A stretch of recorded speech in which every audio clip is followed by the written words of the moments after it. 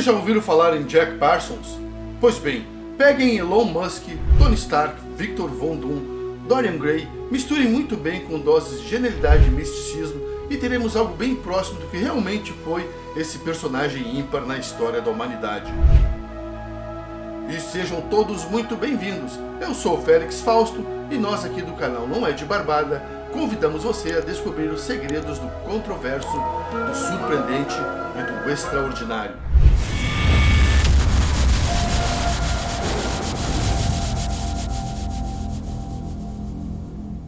Nascido Marvel Whiteside Parsons em 2 de outubro de 1914, filho de Ruth Virginia Whiteside e Marvel Wade Parsons, em Los Angeles, Califórnia. Los Angeles nessa época era um caldeirão fervente de misticismo e espiritualidade. Magos, bruxos autênticos e charlatões desfilavam em todos os cantos da cidade. E os Marvels, pelo que contam, eram muito ativos nessas atividades relacionadas ao ocultismo. Eram de classe média alta e o pequeno Jack pôde se dedicar aos estudos de seu interesse. O casal acabou se separando pelas frequentes infidelidades de Marvel pai, e o inquieto e genial Jack foi criado pela mãe. E desde a mais tenra idade, desenvolveu um interesse por ficção científica, foguetes e ocultismo. Lia avidamente tudo o que lhe caía nas mãos, livros de física, matemática, tratados de magia e histórias em quadrinhos da Amazing Stories. Constam em seus diários que aos 10 anos de idade conseguiu abrir um portal onde vislumbrou um demônio que urrava e um anjo em trajes vermelhos, o Anjo Escarlate. Aos 12 anos, o futuro pai do foguete moderno realizava experiências no quintal com seu colega de classe Edward Foreman. Toda a vizinhança já conhecia onde era a casa dos Parsons pelas frequentes explosões que ocorriam de vez em quando. Os dois meninos projetavam foguetes à base de pólvora com papel alumínio, fogos de artifícios, bombas e cola. Na mesma época, Parsons tentou evocar um demônio seguindo as instruções de uma revista em quadrinhos.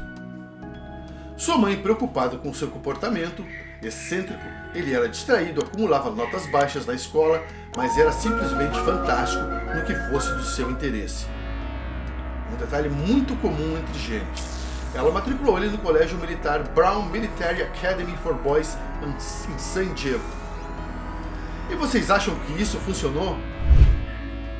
Não funcionou. Parsons foi expulso por explodir os banheiros da instituição. Com a Grande Depressão, Parsons foi obrigado a trabalhar muito cedo. Trabalhou na indústria de pólvora Hercules Powder Company. Moldava-se assim a personalidade do homem que foi o pioneiro na construção de foguetes. Ainda inquieto, pois ansiava por descobrir o elo de ligação entre ciência e magia, tentando transcender o limite que todos achavam impossível. Desenvolveu um conhecimento autodidático de foguetes, das propriedades da pólvora. Seu interesse era tanto que surgiu uma habilidade sobrenatural em aerodinâmica e propulsão. Depois do expediente de trabalho, continuou fazendo experimentos com seu amigo Foreman, com pólvora e produtos químicos roubados da empresa onde trabalhava. Em 1933, Parsons construiu seu primeiro motor de foguete de combustível sólido, isso com apenas 29 anos de idade. Seu interesse pela magia e o sobrenatural ficava mais forte à medida que ele se aprofundava na ciência dos foguetes. Marxista, chegou a ser investigado pelo governo americano por suspeita de espionagem. Nesse mesmo ano, Parsons transformou sua casa em Orange Avenue em um paraíso boêmio, alugando quartos para artistas, comunistas, ocultistas e mulheres de reputação duvidosa. E vocês sabiam que ele colocou isso num anúncio em jornal? Agora imaginem os tipos que atenderam a esse anúncio. Em 1934, Jack Parsons e Edward Foreman conheceram Frank Malina, formando assim o que viria a ser chamado de Esquadrão Suicida. Esquadrão Suicida? Sim, pois acredite, esse era o nome perfeito, e foi exatamente por esse nome que o grupo ficou conhecido. E foi através de Frank Malina, que tinha excelentes contatos, que o grupo teve acesso a experimentos do laboratório aeronáutico Guggenheim, e com recursos e equipamentos necessários, fundaram a Gaussian Rocket Research Group, empresa que seria o embrião da Jet Propulsion Lab. E nesse mesmo período, Jack Parsons se aproximava ainda mais do misticismo, criando uma verdadeira obsessão pela telema. ordem mística e esotérica que somente em 2009 foi reconhecida como religião. E o que era a Thelema? Um culto criado pelo próprio Aleister Crowley, um autoproclamado mago e ocultista do século XIX, que incorporava princípios físicos e filosóficos em rituais sexuais, onde os praticantes acreditavam que a troca de energia concedia poderes e realizava os desejos das pessoas. A Thelema era nessa época um movimento esotérico em expansão, incorporando antigas divindades egípcias, uma variedade de misticismo oriental e ocidental. Parsons era bissexual e as orgias promovidas em suas missas era para ele a união do útil ao agradável. A casa de Orange Avenue ganhou o nome de presbitério. O presbitério acabou se tornando um centro de fanatismo ocultista e ciência espacial. A variedade de inquilinos incluía boêmios, anarquistas, ateus, músicos e artistas. Um dos inquilinos de Parsons era um oficial da Marinha Americana e escritor de ficção científica chamado de L. Ron Hubbard. E quem era L. Ron Hubbard?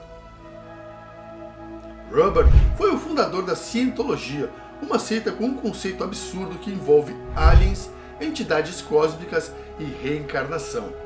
Era um escritor medíocre, mentiroso patológico, egoísta e ganancioso.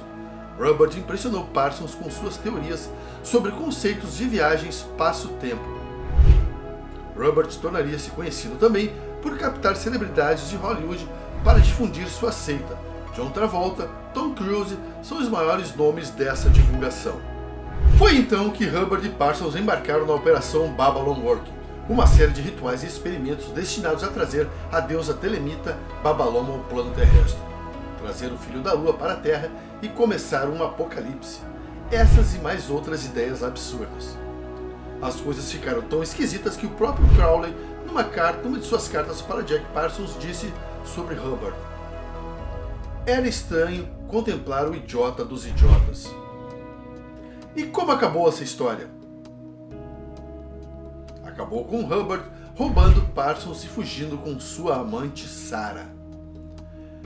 $10 mil das economias de Parsons foram levadas por Hubbard, que comprou 13 iates e fundou a Cientologia. Agora, abandonado e sem dinheiro, Parsons começou a trabalhar no programa de mísseis Navarro na North American Aviation, em Inglewood. E podem acreditar, sua passagem por lá foi muito curta. E você sabe como Jack Parsons contribuiu para as pesquisas dos futuros mísseis e foguetes? Durante a Segunda Guerra, seus experimentos impulsionaram um avanço muito grande na criação de um combustível não volátil de mísseis que pudesse ser estocado em navios e nas bases dos aliados. E o envolvimento de Parsons com a Thelema viria a custar-lhe a sua carreira. Em 1944, Parsons foi expulso da Jet Lab Propulsion Laboratory e persuadido a vender suas ações na empresa. Seu comportamento errático e promíscuo fez com que a Casa de Atividades Anti-Americana retirasse sua autorização de segurança para seus trabalhos e experimentos. Jack Parsons era conhecido como um pervertido sexual que trabalhava sem observar as menores condições de segurança. Algumas das pessoas na época diziam que ele era louco mesmo. E as coisas ficaram ainda piores para a vida de Parsons. Jack Parsons, falido, tentou trabalhar em outras empresas, mas um ex-colega de trabalho o acusou de espionagem, depois que ele solicitou uma carteira de documentos técnicos antes de partir para uma empresa em outro país. O FBI fez uma investigação formal sobre as atividades de Parsons. Embora não tenha sido considerado culpado, Parsons foi proibido de trabalhar em outros projetos confidenciais. Isso o obrigou a criar sua empresa, a Parsons Chemical Manufacturing Company, com sede em North Hollywood. A empresa trabalhava criando explosões e efeitos especiais para o cinema. Também fazia produtos químicos para a Vermite Powder, empresa que ficava em Saugus. E como andava a vida pessoal de Parsons agora? Financeiramente, havia melhorado com seus novos projetos. Seu romance com Marjorie Cameron ia bem. Marjorie Cameron era uma desenhista desempregada quando Parsons a conheceu. Em seus diários, ele havia identificado como o anjo escarlate que ele tinha visto quando abriu seu primeiro portal aos 10 anos de idade. Ele acreditava que ela também fosse uma manifestação de Babylon, a deusa telemista. E você sabia que além de L. Ron Hubbard, Jack Parsons conheceu outras grandes personalidades do século XX? Isso mesmo! Conheceu Wernher von Braun, engenheiro alemão, principal nome na construção dos foguetes V2 e do foguete Saturno dos Estados Unidos. E também Theodor von Karman, físico, matemático e engenheiro aeroespacial, húngaro-americano. Ele foi responsável por importantes estudos na aerodinâmica e um teórico notável em aerodinâmica do século XX. Por ver, Parsons estava muito bem no seu meio de relações ali. No ano de 1952, Jack, casado com Marjorie, estava vivendo um período promissor. Transformou o porão de sua casa em laboratório e no dia 17 de junho, enquanto trabalhava para atender um pedido urgente para uma produtora de cinema, houve uma explosão que destruiu toda a metade inferior do seu laboratório. Jack perdeu um braço e quebrou ambas as pernas. Seu rosto ficou terrivelmente queimado. Marjorie foi a primeira a chegar no local. Anos depois, ela confidenciou para uma amiga que viu uma neblina esbranquiçada como se fosse uma janela, e Jack ria loucamente para o menino de aproximadamente 10 anos de idade do outro lado. O menino estava ajoelhado dentro de um símbolo místico desenhado no piso, rodeado por velas brancas e vermelhas. E ela, ao chegar no local, vestia um roupão vermelho. E o que ele viu não foi um demônio urrando ameaçadoramente, viu a si mesmo rindo da situação, e o anjo escarlate era a própria Marjorie presenciando tudo. Jack Parsons viveu mais 37 minutos após a explosão. Morria assim um dos grandes nomes da história da construção de foguetes. Muitas teorias sobre a morte de Parsons foram feitas, inclusive de que ele foi assassinado. Técnicos alegam que a explosão veio debaixo do piso. Já a polícia de Pasadena, na alegação do oficial Don Harding, que liderou a investigação, disse que Parsons misturava fulminato de mercúrio numa lata de café quando essa escorregou da mão dele, causando a explosão.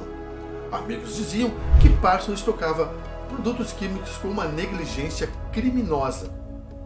E uma curiosidade, Ruth, a mãe de Parsons, tirou a própria vida ao saber da morte do filho. Tomou uma dose cavalar de barbitúricos. Parsons teve suas cinzas espalhadas no deserto do Mojave. E vocês sabiam que existe uma teoria divulgada por Kenneth Grant, que foi uma das figuras mais importantes do ocultismo, que alega que os rituais de Parsons para trazer Babylon acidentalmente abriram um portal que iniciou toda a era moderna de observação de OVNIs? Mas excessos à parte, Jack Parsons é reconhecidamente um dos nomes mais importantes da história da pesquisa aeroespacial. Existe até mesmo uma cratera no lado oculto da Lua com o nome dele, a Cratera de Parsons. E o próprio Alan Moore, criador do Monstro do Pântano e Watchmen, considera Parsons uma inspiração criativa. E vocês sabiam que Jack Parsons teve sua história contada em 2 produções para a TV? Uma série em 2 temporadas, que acabou infelizmente sendo cancelada, chamada Strange Angel, e mais um episódio da 2ª temporada da série Lore do Amazon Prime. Realmente bem bacana. Se quiser conhecer isso, é só acessar lá e dar um jeito de assistir, que é uma série, um episódio bem bacana. Lore também conta outras coisas relacionadas ao fantástico e sobrenatural. Eu, sinceramente, recomendo esta série aí. E caso você tenha gostado do nosso conteúdo, por gentileza, deixe um like e um comentário. Chegamos ao final do nosso vídeo aqui. Quero agradecer quem assistiu até o final, ou boa parte dele, né? Inscreva-se caso ainda não seja inscrito, para dar relevância ao canal. Valeu!